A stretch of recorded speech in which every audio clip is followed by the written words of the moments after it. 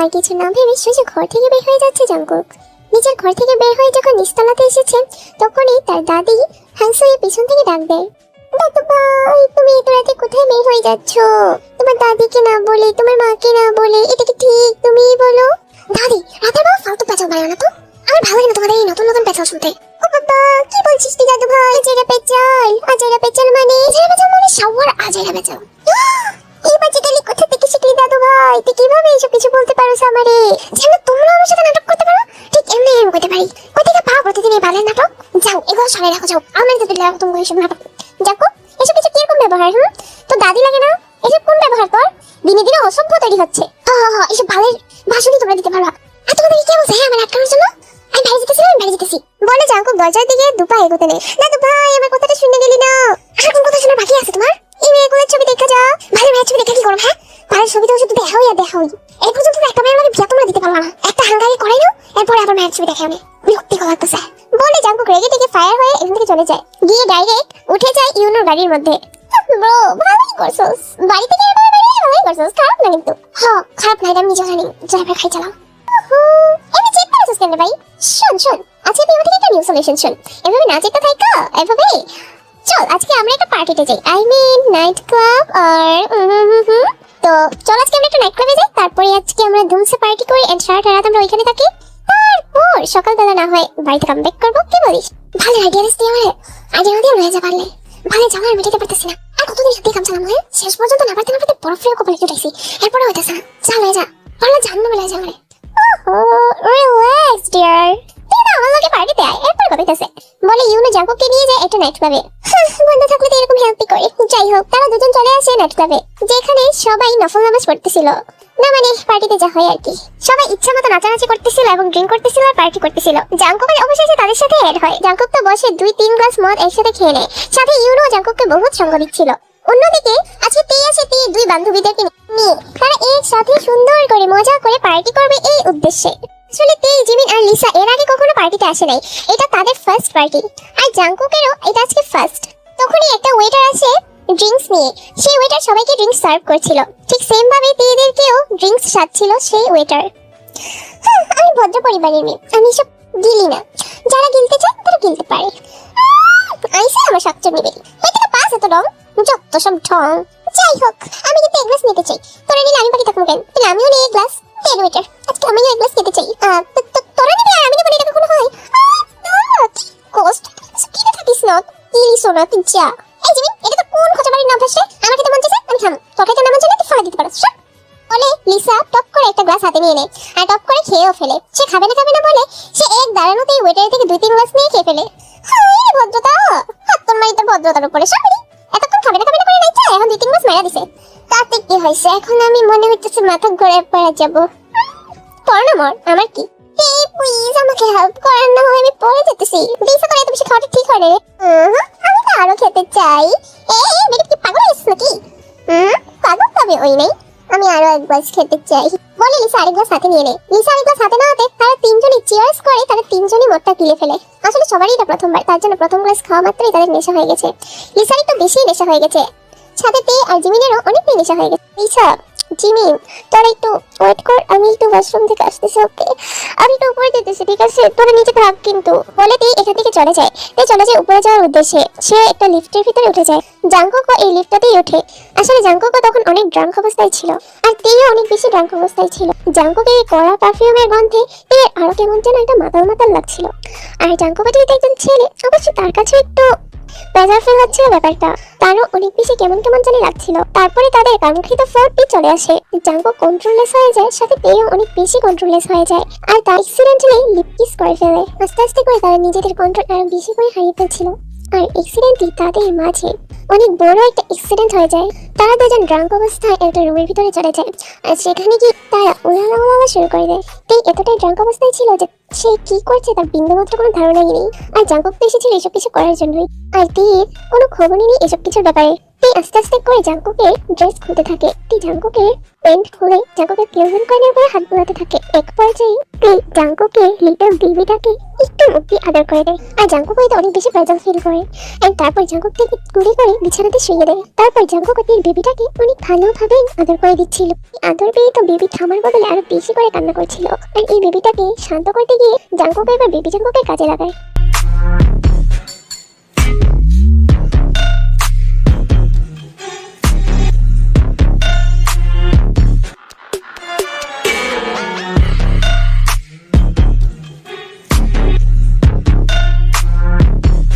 সকালবেলা তে আর জাঙ্কুকের ঘুম ভাঙতেই তারা নিজেদেরকে এই অবস্থায় দেখে।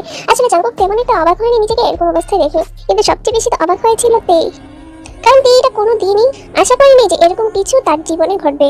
সে তো শুধু এসেছিল তার বান্ধবীদের সাথে মজা করার জন্য, সে এসেছিল তার বান্ধবীদের সাথে শুধু একটু পার্টি করার জন্য, কিন্তু এত বড় কিছু হয়ে যাবে সেটা সে কল্পনাও করতে পারেনি। তে ভাবছে সবকিছু সব দোষ সব জাঙ্কুকের, কারণ কাল রাতে কি হয়েছে না হয়েছে তের বিন্দুমাত্র কিছু বলেনি। শুধু তে সকালবেলা উঠে এটাই দেখেছে তের গায়ে কোনো জামা কাপড় নেই। আপনি আমার সাথে কি করেছেন? আপনি কিভাবে এরকম করতে পারলেন? কি বলেন বলে নাদেন ভাইয়া, একটু মনে করার চেষ্টা করেন তো কে কার সম্মান করছে। কি বলতে চাইছেন আপনি? হ্যাঁ আমি কি বলতে চাইছি, আমি আপনার সাথে আপনি আমার সব কিছু ধ্বংস করে দিয়ে এখন আপনি আমি ধরতে পারতেছি না। আপনাদের মতো ছেলেরা পারে এসব কিছু করতে। এখন আমি কি করবো? আমি এটা ওই মাথায় রাখা দরকার ছিল যে এরকম নাইট ক্লাবে এসে পার্টি শার্টি করে ভ্যারাইটির সাথে ঝড় করে এরপরে কি করবেন। এখন অযথা বেন নাই কোনো লাভ নেই, হয় বাড়িতে যান তাহলে লেহানি পাঠান। আর যদি কোনো টাকা পয়সা দরকার হয় তাহলে অবশ্যই বলেন, টাকা মাকা দিয়ে সবকিছু শোধ করে হয়ে যেতে চাই। আমি অজায় বেচালার মানুষ, বুঝতে পারছেন? টাকা কিসের টাকা? কোনো টাকা পয়সার দরকার নেই আমার, আমার কোনো টাকা পয়সার দরকার নেই। জান আপনি শুধু এই কথাটা কেউকে না বললেই হবে।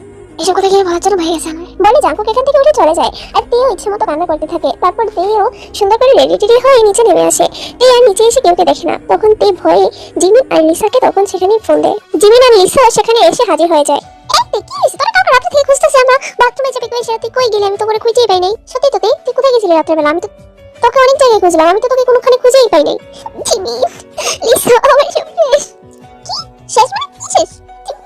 আমি তোকে সবকিছু বলতেছি বলে লিসা জিমিন আর তে বাড়ি থেকে রওনা দেয়। আসলে এটা তাদের বাড়ি না, এখানে তারা তিনজন একসাথে অ্যাপার্টমেন্টে ভাড়া থাকে। তারা তিনজন হচ্ছে বেস্ট ফ্রেন্ড। তারা তিনজন এখানে ভাড়া থাকে কারণ তাদের বাড়ি এই কলেজ থেকে অনেকটা দূরে হওয়ার কারণে আর তারা অনেক বড় লোকের মেয়ে হওয়ার কারণে তাদের বাবা মা আর তাদেরকে মানা করে না। তারাও সুন্দর করে একটা অ্যাপার্টমেন্ট নিয়ে সেখানেই থাকে। তে লিসা আর জিমিন বাসাতে এসে পৌঁছে যায় এবং তে একটা একটা করে প্রত্যেকটা কাহিনী A to Z সে মনে করে করে লিসা আর জিমিনকে সবকিছু খুলে বলে। আর এসব কিছু শুনে তো লিসা আর জিমিন পুরাই অবাক। হাই তে, এটা কি করছিস তুই বান্ধবী? আমি জানি না জিমিন, আমি সত্যি জানি না। জানোস না কি এসব দিলনের সময় আমি ভালোই না করছিলাম, কিন্তু আমার কথা তো শুনোস নাই। যাও না একেবারে মানা করছিলাম, তাও আমার কথা শুনোস নাই। আমি জিমিনের কথা কানে দেওয়ারই মানুষ না, আমার কথা তো কানেও লাগে না। এখন একদম ঠিক মতো হয়েছে। উফ জিমিন মেয়েটাকে শ্বাস না তো, ও এমনিতেই বেড়াতে আছে, ওরে বোঝা। দেখ এসব কিছু নিয়ে এখন ভেবে আর কোনো লাভ নেই, যা হয়ে গেছে তা হয়ে গেছে। এখন এসব কিছু বলে আর কয়ে কোনো লাভ হবে না। এসিটা বাদ দে, এসব কিছু নিয়ে আর কোনো আলোচনাই করিস না, এসব কিছু টপিক বাদ। আর আঙ্কেল আন্টি বলতিস না বাড়িতে যাওয়ার জন্য, যা বাড়িতে যা। বাড়িতে গেলে থাকবো, আমাকে ফিরে দিতে চাইবে, তাহলে এটাই তো সমাধান। এটাই তো সমাধান তোর জীবনে, আর কি করবি বল? এমন তো না যদি হিপি ভালো স্টুডেন্ট পড়ালেখা শেষ করে হ্যান্ড করবি, টেন করবি, এরকম কিছু তো না রে ভাই। বিয়ে টি করে সবসময় কর, এটাই ভালো। যদি আঙ্কেল আন্টি একটা ভালো ছেলেকে তোর সাথে বিয়ে দিতে চায় তাহলে মানা করবি না, রাজি হয়ে যা। হ্যাঁ এটা মনে হয় আমার কাছে ভালো আইডিয়া। লিসা মানে ঠিকই বলছে, এর থেকে ভালো আইডিয়া আমার মনে হয় না আর কিছু আছে। আর তাছাড়া তুই বাড়িতে চলে যাওয়াটাই বেস্ট হবে। আর আঙ্কেল আন্টি যার সাথে বিয়ে ঠিক করবে তুই তাকেই বিয়ে করে নে। কিন্তু প্লিজ তুই বুঝতে পারতেছিস না তোরা আমার কন্ডিশনটা। ওই ছেলেটাকে কিন্তু চোখে দেখেছি, এটাতে ওই ছেলেটা দেখতে কেমন ছিল? দেখতে শুনতে খারাপ ছিল না, ভালোই সুন্দর ছিল। তো ভালোই তো দেখে বলার পরে ক্রাশ খেয়েছিস। ক্রাশ খেয়ে নি তো আজ এর কথা বলিস না, ভালো লাগতেছে না। যাই হোক বাড়িতে যাওয়া দরকার, আব্বু যেহেতু বলতেছে সেহেতু বাড়িতে যেতেই হবে। এতে ঠিকই বলছিস, বাড়িতে যেতেই হবে, তোর আর কিছু করার নেই। হ্যাঁ আমার একমাত্র বান্ধবীকে দেখতে আসবে বলে কথা, আমি না গিয়ে পারি? আমি অবশ্যই যাবো। কি লিসা তুই যাবি না? যাওয়ার ইচ্ছা তো আছে অবশ্যই। ঠিক আছে চল তাহলে আমরা তিনজন একসাথে রওনা দিই, কি বলিস তে জিমিন? হ্যাঁ আমার মনে হয় এটাই ভালো হবে। কি রে তে? ঠিক আছে চল তাহলে আমরা তিনজন একসাথেই বের হই বলে লিসা জিমিন আর তে একসাথে বেরিয়ে যায় তেদের বাড়িতে যাওয়ার উদ্দেশ্যে। অন্যদিকে এতক্ষণে জাঙ্কুকের বাড়িতে চলে গেছে। জাঙ্কুক তো বাড়িতে গিয়ে ডাইরেক্ট নিজের দরজা বন্ধ করে দিয়েছে। অন্যদিকে হাংসু হয়ে গিয়ে জাঙ্কুকের দরজায় বারবার নক করছে। দাদু ভাই, ও দাদু ভাই প্লিজ দরজাটা খুলো না ভাইয়া। কি হয়েছে দাদু তোমার? ভালো লাগতেছে না আমার। জাঙ্কুক এই জাঙ্কুক কি সমস্যা হয়েছে তোর? হ্যাঁ দরজা খুলতে বলতেছে না কখন থেকে? দরজা খোল, একটু পরে কিন্তু তোর বাবা আসবে বলে দিতেছি। ভালো দরজাটা খুলে ফেল। দেখো মম আজের আব্বার ডর দেখাবেন আমারে, আমি ভয় পাই নাকি কেউ রে? হ্যাঁ হ্যাঁ আমি জানি, বুঝতে পারছি তুই এখন বড় হয়েছিস, কিন্তু জাঙ্কুক প্লিজ আমাদের কথাটা একটু শুন। হ্যাঁ কি বলবো ভয় বলে। জাঙ্কুক দরজা খুলে বাইরে বেরিয়ে আসে। তো ভাই বলতেছিলাম কি যে আজকে বিকেল বেলা না একটা মেয়েকে দেখতে যাবো। আসলে আমাদের না একটা মেয়েকে অনেক পছন্দ হয়েছে, তো আমরা ভেবেছি কি যে ওই মেয়েটাকে আজকে আমরা দেখতে যাবো। যদি পছন্দ হয় তাহলে আমরা আংটি পরিয়ে আসবো, আর যদি পছন্দ না হয় তাহলে ওই মেয়েটা রিজেক্ট। মানে সত্যি শুরু করছে তো আমার লগে, জন্মের পরতে দেখাইছি। যদি একটা মেয়ে দেখো, একটা মেয়ে দেখা যদি পছন্দ হয় তাহলে আমার সাথে সত্যি করে পছন্দ হয়েছে না বলে চলে আসো। দেখছো আমার দেখছো চুপ পর্যন্ত পাইকা গেছে, এখন পর্যন্ত একটা মায়ের তুমি ঠিক করতে পারলাম না। আর কতদিন সিঙ্গেল থাকবো আমি? হ্যাঁ এখন তো মনে হচ্ছে সিঙ্গেল থাকতে কি খবর যেতে দেবো। আল্লাহ দাদু ভাই কি বলতেছিস তুই এইসব কিছু? মানুষ তো সিঙ্গেলই কবরে যায়, মানুষ মিঙ্গল হয়ে কবরে যায়, মানুষ কি কবরে যাওয়ার সময় কেউ নিয়ে যেতে পারে? হ্যাঁ তো এজন কি জীবনে বিয়া করবো না নাকি? হ্যাঁ অবশ্যই বিয়ে করবি, কেন বিয়ে করবি না? অবশ্যই তুই বিয়ে করবি, কিন্তু নির্লজ্জের মতো এভাবেই বলতে হয়? ঠিক আছে বুঝতে পারছি, ঠিক আছে চল আজকে যে মেয়েটাকে দেখতে যাবো সেই মেয়েটাকে আমার কাছে ভালোই লাগছে ছবিতে, আর তোর দাদিরও অনেক ভালো লাগছে। তো যদি এই মেয়েটাকে আমার ভালো লাগে, সরাসরি দেখতে যদি ভালো লাগে মেয়েটাকে, তাহলে আমরা সবাই মিলে বিয়ে ঠিক করে আসবো। আগে রেডি তো হবে নাকি? হ্যাঁ দাদু ভাই তুমি জলদি রেডি হয়ে যাও, কারণ আমাদেরকে একটু পরে বের হয়ে যেতে হবে, আমরা এক সেকেন্ডও সময় নষ্ট করতে চাই না। তারপরে জাঙ্কুকও আর দেরি করে না, মেয়ে দেখতে যাবে বলে কথা। জাঙ্কুক তাড়াতাড়ি করে সেজে গুজে সুন্দর করে রেডি টেডি হয়ে বের হয়ে আসে। তারপরে জাঙ্কুক, হাংসুহি আর জিমিন যায় সে মেয়েটাকে দেখার উদ্দেশ্যে। জাঙ্কুকরা তো মেয়ের বাড়িতে গিয়ে পর্যন্ত উপস্থিত হয়ে গেছে, আর এমন চলে এসেছে ডাইরেক্ট মেয়ে দেখতে সেই বাড়িতে। নিচে ড্রয়িং রুমে জাঙ্কুকরা বসা ছিল, আর সাথে মেয়ের বাবা জিহো আর মেয়ের মা জিসুও সেখানেই বসা ছিল। সাথে বসা ছিল মেয়ের বড় ভাই ইয়ুঙ্গি মানে সুগা। জিনরা সবেমাত্র এসে বসেছে। সুগা জিজ্ঞাসা করছে ছেলেকে, ছেলের সাথে সুগা ডাইরেক্ট কথা বলতে চায়, তার জন্য সুগা নিজেই ছেলেকে প্রশ্ন করছে, আচ্ছা তোমার নাম কি? আমার নাম জিয়ন জাঙ্কুক। ওকে জাঙ্কুক, তুমি নিজের প্রফেশন বলো, তুমি কি করো, অথবা তোমার স্যালারি কত, অথবা তুমি কিসে জব করো, কি নিয়ে পড়াশোনা করছো, তোমার রেজাল্ট সবকিছু। আসলে আমি বেশ কমপ্লিট করছি, এখন আপাতত আমি বিসিএসও কমপ্লিট করে ফেলছি, এখন আমি আপাতত একজন ডক্টর, এখন আমি সেই প্রফেশনেই আছি। আর মাঝে মাঝে হচ্ছে যে আব্বুর বিজনেস সামলাতে হয়, সেই কাজে আমার মাঝে মাঝে যাই। বাবার বিজনেস আছে যেহেতু, ছেলে হিসেবে আমার সেটা দেখার দায়িত্ব আছে তাই না, তার জন্য মাঝে মাঝে যাই আর কি বাবার পিছন পিছন। তবে ব্যবসার প্রতি আমার তেমন একটা আগ্রহ কখনোই ছিল না, তার জন্য আমি বেশিরভাগ নিজের ডক্টরের প্রফেশন নিয়ে ব্যস্ত থাকি। ও তাহলে তো খুব ভালো, খুব খুব খুব ভালো। তা মেয়ে কোথায়? হ্যাঁ মেয়ে এখনই আসবে, আসলে মেয়ে মানুষ তো একটু লজ্জা পাচ্ছে, বুঝতেই তো পারছেন। হ্যাঁ হ্যাঁ হ্যাঁ কোনো ব্যাপার না, এসব কিছু হয়। আমার যখন আমার শাশুড়ি দেখতে এসেছিল আমি তো লজ্জায় শোরুমে আমি তো চাইতে কি পরিমাণ যে লজ্জা পেতেছিলাম। আসলে আমি অনেক লজ্জা পাইছি, তো ও তো আমারই মেয়ে, লজ্জা তো পাওয়ারই কথা তাই না? হ্যাঁ হ্যাঁ হ্যাঁ মেয়েদের একটু একটু লজ্জা তো পাবি। মাঝখানে জাঙ্কুকের একটা ফোন আসে, তার জন্য জাঙ্কুক এখান থেকে উঠে চলে যায়। আর তখনই কোণে মানি টিকে নিয়ে আসে নিচে সবার সামনে দেখানোর জন্য। সে চুপচাপ করে সোফার উপরে বসে যায়। মাশাআল্লাহ মাশাআল্লাহ, মেয়ে তো দেখি খুবই সুন্দরী। তোমার নাম কি? আমার নাম কিম পিয়ংপি। মাশাআল্লাহ, নামটা তো দেখি অনেক সুন্দর। মাশাআল্লাহ মাশাআল্লাহ, আমার ভালোই লেগেছে। হ্যাঁ আমার কাছেও কিন্তু অনেক ভালো লেগেছে, মেয়েটা কিন্তু আসলেই অনেক সুন্দর, অনেক কিউট। মাশাআল্লাহ, এত সুন্দরী একটা মেয়ে আমার নাতি বউ হবে, আমি তো কখনো কল্পনাও করতে পারিনি, কারণ আমার নাতি এত পরিমাণে সুন্দর। আমি তো ভেবেছিলাম আমার নাতির বউটা হয়তো ওর মতো সুন্দরী পড়বে না। তো যাই হোক, আমি তো এই মেয়েটাকে নিয়ে যেতে চাই। তোমাকে কিন্তু আমার বেশ পছন্দ হয়েছে। হ্যাঁ আমারও কিন্তু ভালোই লেগেছে। তা জেহব সাহেব, যদি আপনি কিছু বলার থাকে তাহলে অবশ্যই বলতে পারেন, আর নাহলে আমাদের দিক থেকে সবকিছু ওকে, যেহেতু আমার মায়েরও পছন্দ হয়ে গেছে আর আমার ওয়াইফেরও পছন্দ হয়ে গেছে, এটা নিয়ে আমরা একটু এগোতে চাই। কি বলবো, আপনার অনেক ভালো মানুষ, টাকা পয়সা ভালো, খানদানি পরিবার, অবশ্যই আমার এখানে কিছু বলার নেই। তবে তারপরে তো বুঝতেই তো পারছেন আজকালকে মেয়ে, একটু একটু জিজ্ঞাসা করে দেখি, যদি আমার মেয়ে তো রাজি হবে, কারণ সে বলে দিয়েছে বাবা মার ডিসিশন। তো এখন তারপরে একটা ফর্মালিটিজ আছে না, তো ওকে একটু জিজ্ঞাসা করে দেখতে পারি। হ্যাঁ হ্যাঁ হ্যাঁ আমাদের এতে কোনো সমস্যা নেই, পারলে ছেলে মেয়েদেরকে আলাদা কথা বলতে পাঠানো হোক। হ্যাঁ এটাই, ছেলে মেয়ে আগে নিজেদের মধ্যে কথা বলো, তারপরে তাদের ডিসিশন নেই, কি বলি? হ্যাঁ জেহব সাহেব আপনি একদম ঠিক বলেছেন, আগে নিজেদের মধ্যে কথা বলে নেওয়াটাই বেস্ট। তখন একটু একটু আনইজি ফিল করতে থাকে তাদের মাঝে, স্বাভাবিক। প্রথম যদি কোনো মেয়েকে দেখতে আসে সে একটু আনইজি ফিল করবে, আর সেটাই স্বাভাবিক। তখনই দিশু বলে, জানেন তো জিনাপা, আসলে আমার মেয়েটা না অনেক লাজুক, কি পরিমাণে যে লাজুক কি বলবো, দেখছেন তো লজ্জা পাচ্ছে অনেক। আরে আপনি আপনার মেয়ের কথা কি বলবেন, মেয়েরা তো লজ্জা পাই, মেয়েদের কথা নয় বাদই দিলাম। আমার ছেলেটাকে দেখুন কি পরিমাণে যে লাজুক, আল্লাহ। আমার ছেলেটা এখন পর্যন্ত একবারের জন্য বলিনি যে আম্মু আমি বিয়ে করব। আজকালকে ছেলেদের মুখে কি লাগাম থাকে বলুন। আমার ছেলেটার মতো ছেলে আরে আমি কোনো পাড়ার মধ্যে দেখিনি।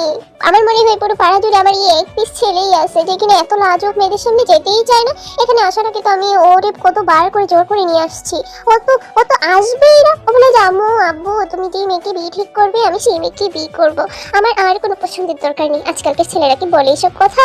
আমার ছেলেটা তো এইসব কিছুই বলে। আমার ছেলেটা বলে যে আম্মু তুমি যে মেয়েকে পছন্দ করবে আমি সেই মেয়েকে নিয়েই হ্যাপি থাকবো। আজকালকে ছেলেদের মুখে তো এইসব কথা একদম শোনাই যায় না। আর আজকালকে ছেলেদের লজ্জা শরম কি আর বলবো, আজকালকে ছেলেদের তো লজ্জা শরম বলতেই কিছু থাকে না। আর আমার ছেলেটা এত পরিমাণে লাজুক, মানে ওর চাচা তো খালাতো বোনদের সামনেই যায় না, এত পরিমাণে লাজুক, চিন্তা করুন। ও আসলে ও আসলে আজকালকে এরকম ছেলে খুঁজে পাওয়াই যায় না, এত লাজুক ছেলে, এত ভদ্রসভ্য ছেলে আজকালকে এই জামানায় পাওয়াই যায় না। এর মধ্যে ছেলে একজন ডক্টর, মাই গড। আমি তো চেয়েছিলাম যাতে আমার এই রূপবতী কন্যার সাথে এরকমই একজন ছেলে বিয়ে হয়। ফাইনালি আমার তো মনে হচ্ছে আমি পেয়েই গেছি।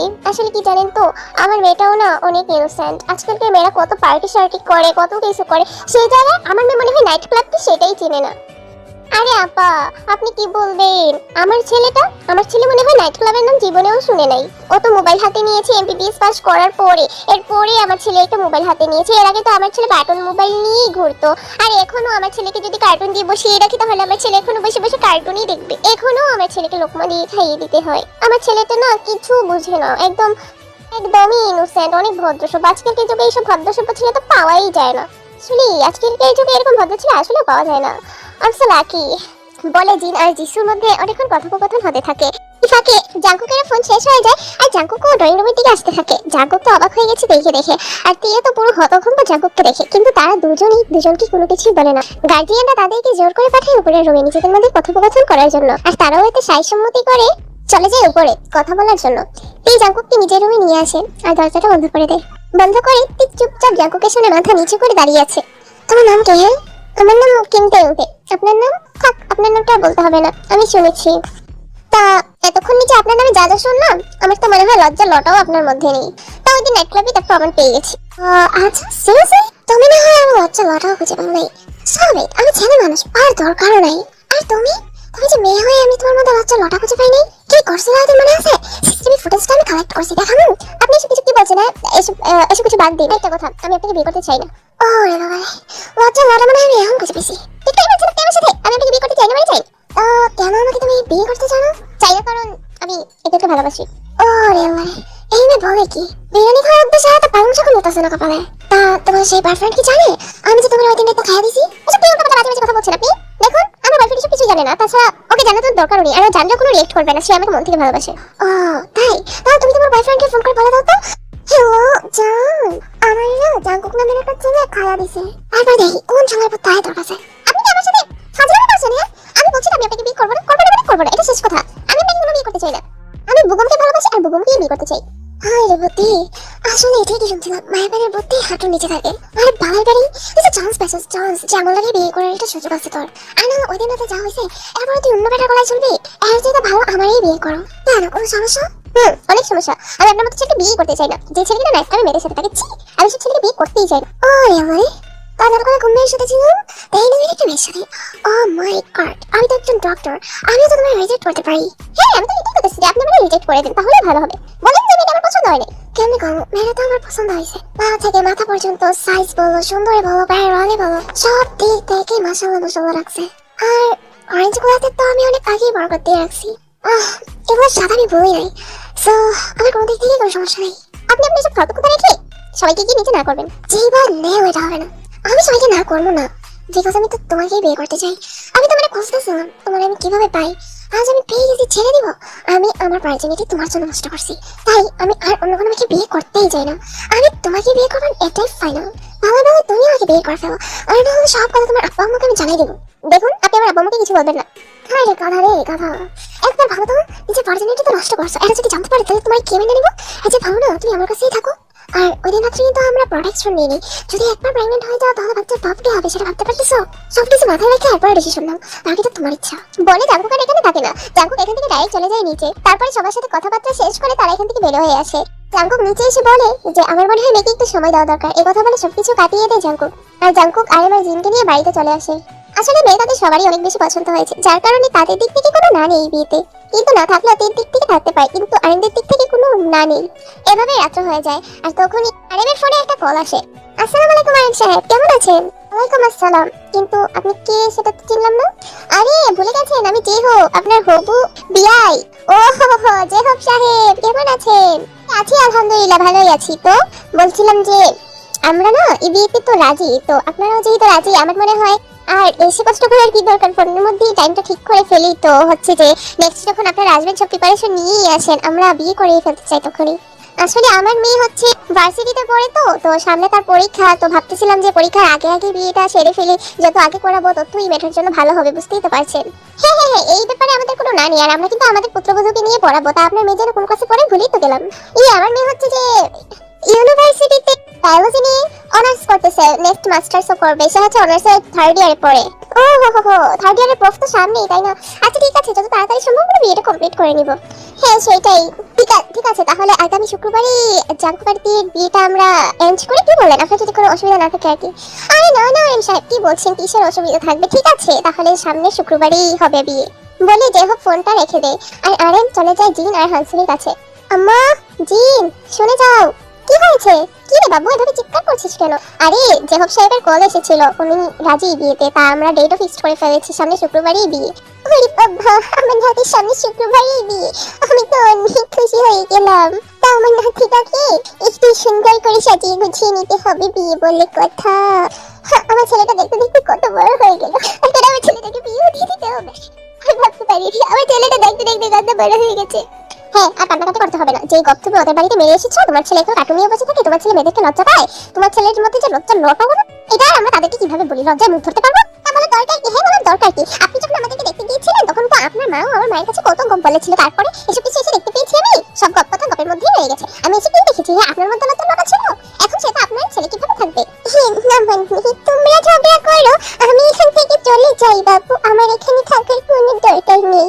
হাংসু এখান থেকে সুন্দর করে কেটে পড়ে, কারণ সত্যি কথা উদ্ঘাটন হয়ে গেছে, তো এখানে না থাকাটাই বেস্ট। তো এইভাবেই দেখতে দেখতে জাংকুক আর তিয়ের বিয়ের ডেটটাও চলে আসে। জাংকুক সুন্দর করে বর বেশি সেজে চলে যায় তিয়েদের বাড়ির উদ্দেশ্যে। তারা প্রায় 100 জন মিলে আয়োজন করে গিয়েছে তেইকে বিয়ে করিয়ে নিয়ে আসার জন্য। আর জেহবেরও একমাত্র মেয়ে বলে কথা, খুব সুন্দর করে ডেকোরেশন করে বাড়িটাকে সুন্দর করে সাজিয়েছে, একদম পারফেক্ট বিয়ে বাড়ি যেরকম হয়। জাঙ্কুকরা তাদের বাড়িতে এসে পৌঁছে গেছে, আর তখনও তেইকে সুন্দর করে বউ সাজানো হচ্ছিল। জামাই যখন আসে তখন তো স্বাভাবিক চাচাতো বোনেরা বান্ধবীরা সবাই দেখার জন্য আগ্রহী হয়ে থাকে। ঠিক সেরকমই জিমিন আর লিসা সাথে নেন্সি কারিনা তারা সবাই উকিঝুঁকি মারতে থাকে জাঙ্কুক এসেছে জাঙ্কুককে দেখার জন্য, মানে তাদের দুলাভাইকে দেখার জন্য। সবাই তো দেখে পুরোই অবাক, এত হ্যান্ডসাম। কিন্তু জিমিন আর লিসার কাছে তেমন একটা ভালো লাগে না জামাইকে, কারণ ওই রাতের ঘটনা জিমিন আর লিসা জানতো। তারা ছেলেকে না দেখলেও পরে ইনস্টাগ্রাম আইডি থেকে বের করে ঠিকই ছেলের ছবি লিসা আর জিমিনকে দেখিয়েছে। এখন এই ছেলেকে দেখে তো তাদের মাথা পুরো ঘুরে যাচ্ছে, এই ছেলে কিনা বর। আসলে তারা জানতো না তাদের ফ্রেন্ডের সাথে কার বিয়ে হচ্ছে। জিমিন আর লিসা তো এসে তেকে উঠিয়ে নিয়ে একটা আড়ালে চলে যায়। এগুলা কি? এই ছেলেটা না ওই ছেলেটা যার সাথে তোর ইটিস বিটিস হয়েছিল? কি বান্ধবী, হাতে বলবো ছেলেটা তো দেখতে এসেছিল, কাকলিও ভাবে ওই দেখতে এসেছিল, আর ওর সাথে বিয়ে ঠিক হয়ে গেছে। কি করবো? পাবে হয়েছে, ওর সাথে বিয়ে ঠিক হয়েছে তো পাবে হয়েছে, আর না হলে তো তুই আবার অনেক বড় প্রবলেমে পড়ে যেতি। থাক ভালো হয়েছে, আর সব ভূগম টুকুমের কথা বাদ দাও, ওরে আমার কখনোই পছন্দ ছিল না। আর তাছাড়া এই ছেলেটার সাথে যেহেতু বিয়ে ঠিক হয়েছে একদম ঠিক মতোই আছে সবকিছু। আর এই জিনিসটা নিয়ে চিন্তা ভাবনা করিস না, তাছাড়া যেহেতু এটা অ্যারেঞ্জ ম্যারেঞ্জ সেটা তোর না চিন্তা করার কোনো কারণই নেই। ঠিকই রে, লিসা কিন্তু ঠিক কথাই বলেছে। ঠিক আছে তুই তাহলে নিচে আয়, যেহেতু তুই রেডিও হয়ে গেছিস, সব ছেলেও এসে গেছে। যাই হোক ভালোই হয়েছে, দুলা ভাই সুন্দরী। কি বলিস লিসা? হ্যাঁ এটাই তো বলতেছি যে দুলা ভাই কিন্তু ভালোই, খারাপ না, আর তোর সাথে কিন্তু ভালোই মানাবে। চল এত কিছু বাদ না দিয়ে চল আমরা নিচে যাই। তখন নেন্সি কারিনা জিমিন আর লিসা মিলে তেইকে নিচে নিয়ে যায় বিয়ের মণ্ডপে। তখন 6 কবুল কমপ্লিট করে তাদের বিয়েটা কমপ্লিট হয়ে যায়, মানে তেই 3 কবুল আর জাঙ্কুকের 3 কবুল, মানে 6 কবুল। তারপরে তাদের বিয়েটা কমপ্লিট হয়ে যায়, আর জাঙ্কুক তেইকে নিয়ে সুন্দর করে গাড়ির ভিতরে উঠে যায়। তেই দীর্ঘ 1 ঘন্টা কান্নাকাটি বিদায় নিয়ে ফাইনালি সে গাড়িতে এসে বসে। আর জাঙ্কুক তো কখন থেকে তেইর জন্য অপেক্ষা করতে করতে জাঙ্কুকের অবস্থা টাইট। তারপরে তেই এসে বসা মাত্রই ড্রাইভার গাড়ি চালিয়ে দেয় আর তারপরে তারা চলে যায় জীবন বাড়ির উদ্দেশ্যে। তারা চলে আসে জীবন বাড়িতে। এসেই জাংকুক নিজেই তেকে গাড়ি থেকে নামতে হেল্প করে আর তারপরে জাংকুক বাড়ির ভিতরে হালকা করে প্রবেশ করে। আসলে মুসলিম হওয়ার কারণে তো কোনো বরণ টরণের কোনো রিচুয়াল নেই, কিন্তু তারা শখ করে জাংকুকের চাচাতো মামাতো বোনেরা মিলে এখানে একটা আলতার অ্যারেঞ্জমেন্ট করেছিল জাস্ট ফানের জন্য। তখন তেও এই আলতায় পাড়া দিয়ে দিয়ে বাড়ির ভিতরে প্রবেশ করে। আর জিনও নতুন বউকে দেখে অনেক বেশি খুশি হয়ে যায়। আর জিনও নতুন বউকে অনেক আদর যত্ন করে, তাকে প্রথমেই বসিয়ে খাইয়ে দেয়। আর তারপরে জাংকুকের খালাতো চাচাতো বোনেরা নিয়ে তেকে উপরের রুমে নিয়ে যায়। আর তারপরে তের এইসব ভারী গয়না সাজ পোশাক খুলে তেকে সুন্দর করে সাজিয়ে দেয়, বাসরের কন্যা হিসেবে সাজিয়ে দেয়। তেকে সাজিয়ে বিছানায় বসিয়ে রেখে তারা চলে যায় আর বলে যায় যাতে এই দুধটা জাংকুককে খাইয়ে দেয়। আর তেও কি এখানে বসে আছে জাংকুকের অপেক্ষায়। তের অপেক্ষায় 2 ঘন্টা পরে জাংকুক তার রুমে প্রবেশ করে। তেও আবার ট্যাক্স দিয়ে ঘরের ভিতরে ঢুকতে হয়, মানে তার বোনেরা তার থেকে প্রায় 20,000 টাকা তার থেকে নিয়ে গেছে, তারপরে তাকে ভিতরে ঢুকতে দিয়েছে। জাংকুক ঘরে ঢুকতে ঢুকতে শুধু এটাই হিসাব করতেছিল যে যখন সে বিয়ে করতে গেছে শালিরা গেট ধরেছে, সেখানে তাকে 50,000 টাকা ছেড়ে দিতে হয়েছে। এরপরে কবুল বলানোর সময় আবার 20,000 টাকা ছেড়ে দিতে হয়েছে। এরপরে যখন জাংকুককে খাওয়ানোর পরে হাত ধোয়ায় তখন আবার সেখানে 50,000 টাকা ছেড়ে দিতে হয়েছে, মানে 1,20,000 টাকা। আবার এখানে তার বোনেরা মিলে তার থেকে নিয়ে গেছে 30,000 টাকা, মানে 1,50,000 টাকা। জাংকুকের তো পুরো মাথা ঘুরাচ্ছে, এতগুলো টাকা সে কিভাবে খরচ করে ফেললো। আর অন্যদিক দিয়ে আমাদের তে তো হাঁ করে তাকিয়ে আছে জাংকুকের দিকে। জাংকুক রুমে ঢুকে আঙুল গুনে কি কি যেন হিসাব করেছে, তের মাথায় তো কিছুই ঢুকছে না। তে অবাক হয়ে যায়, এই ছেলে কি সাইকো নাকি? এই যে মিস্টার, আপনি কি শুনতে পাচ্ছেন? এই যে হ্যালো, কি সব আবল তাবল বলছেন আপনি? হ্যাঁ আপনি কি পাগল? এমনিতে 1,50,000 টাকা চলে গেছে আমার হাত থেকে আমার আছে বকর বকর করার জন্য। অবশ্য আমি কি পাবো এজন্য দিয়ে দিছি, কিন্তু এতগুলো টাকা খরচ করে ফেলছি আমি, এখন আর কোনো হিসাব নেই। তো কি হয়েছে, শালি আর বোনের আমি লিখতে দিয়েছে, মানুষ তো আর হাইজেক করে নিয়ে যায় তাই না? যে ভাই নিচে তো টাকা তো গেছে আমার পকেট থেকে নাকি? জাংকুকের কথা শুনে তো মহা অবাক। সামান্য টাকা যাওয়াতেই জাংকুকের তো রেট। জাংকুক চলে যায় ফ্রেশ হওয়ার জন্য। তারপরে জাংকুক ফ্রেশ হয়ে ওয়াশরুম থেকে বেরিয়ে আসে। এসে দেখে তেই শুয়ে গেছে। এটা দেখে জাংকুকের পুরো মেজাজটাই যে বিগড়াইয়া। এত সুন্দর করে প্রিপারেশন নিয়ে এলো আর এসে দেখে বউ নাকি ঘুমায়। যাই হোক, আজকে তের সাথে কোনো রকম ভাবেই জাংকুকের রাগ দেখানো চলবে না, এই জন্য জাংকুকও কোনো রাগ দেখে না, সুন্দর করে গিয়ে বিছানার উপরে বসে আর তারপর পিছন থেকে তেইকে জড়িয়ে ধরে আর তেইকে সুন্দর করে হালকা হালকা ভাবে কিস করতে থাকে। আর তেইকে জান্টুস মান্টুস সোনা পাখি ময়না পাখি টিয়া পাখি সবকিছু বানাতে থাকে। মানে এক কথায় যেটাকে বলে তেইকে ভাইল দিচ্ছিল জাংকুক, যাতে তাকে একটু করতে দেয়। আর তেই তো না মানা করছিল প্রথমে যে তার অনেক বেশি এনার্জি ফিল হচ্ছে এখানে, সে দিবে না। প্লিজ তেই, প্লিজ দাও। জান পাখি, আমার ময়না পাখি, আমার টিয়া পাখি, আজকে রাতটা তো আমাদের জন্য অনেক স্পেশাল তাই না? যদি তুমি আজকে না দাও তাহলে কবে দেবে বলো? দেখুন আমার ভালো লাগতেছে না, আমার এমনিতেই খারাপ লাগতেছে, আমার ভালো লাগবে না। ভালো লাগবে তোমার, আমি বললাম তো ভালো লাগবে। তুমি আমার কথা শোনো, দেখো তোমার অনেক ভালো লাগবে। আমার ভালো লাগানোর কোনো দরকার নেই। জান প্লিজ বলে জাংকুকে তেকে ফিজিক্যাল টাচ করা শুরু করে। এন্ড ফিজিক্যাল টাচ মিনিং জাংকুকে এইসব এলোমেলো টাচে তেও একটু প্রেজার ফিল করতে শুরু করে। বিশেষ করে জাংকুক যখন বেবি টির উপরে হাত রাখে তখন তো তে আর নিজেকে কন্ট্রোল করতে পারছে না। আর তারপরে জাংকুক সাকসেস। তারপরে জাংকুক শুরু করে দেয় নিজের ওলালা গেম, নিজের জামা কাপড় নিজেই খুলে ফেলে আর টেরটাও নিজেই দায়িত্ব নিয়ে খুলে। আর তারপরেই তাদের মাঝে শুরু হয়ে যায় ওলালা গেমটা।